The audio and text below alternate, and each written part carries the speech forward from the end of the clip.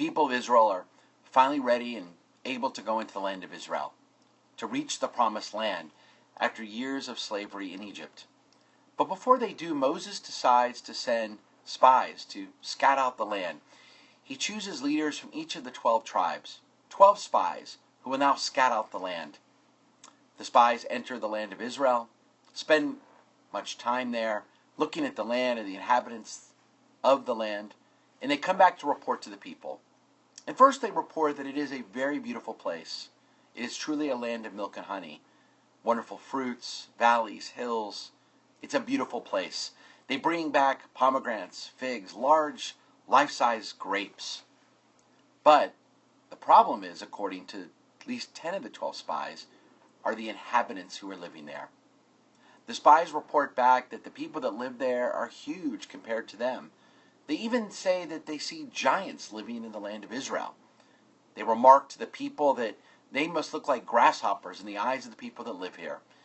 That certainly there is no way they can conquer the land.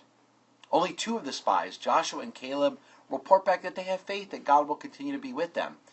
But 10 of the 12 spies sow fear throughout the people. They tell the people that they've lost faith, that there's no way they'll be able to enter the land and fight against the giants that are living in the land of Israel. As you can imagine, the reports of 10 of the 12 spies cause a huge panic amongst the people. The people scream, yell, cry. Some say they want to go back to the land of Egypt. It would have been better to be slaves again. Some say they want to die right there. And certainly, as you can imagine, God is very upset. After all the miracles he's performed for our people, now the people have no faith. They have no confidence that God will continue to be with them, that they can enter the land that God has promised them. So God condemns this generation to die in the desert. They must wait another 40 years for a new generation to be born that has the confidence and faith and the strength and the courage and the bravery to enter the land of Israel. There are many lessons we can draw from this story that we find in our Torah portion this week. But one lesson is of particular importance: to be careful how we choose our words. The rabbis condemned those 10 spies for not choosing their words more carefully, to not give reason to their thoughts before expressing them into voice, to realize as leaders they have to be so careful on what they report back to the people. It's these 10 spies that condemn that generation to die off in the desert.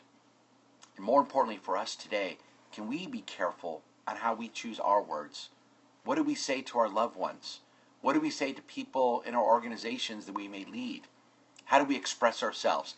And do we think about the consequences of our words? Shabbat Shalom.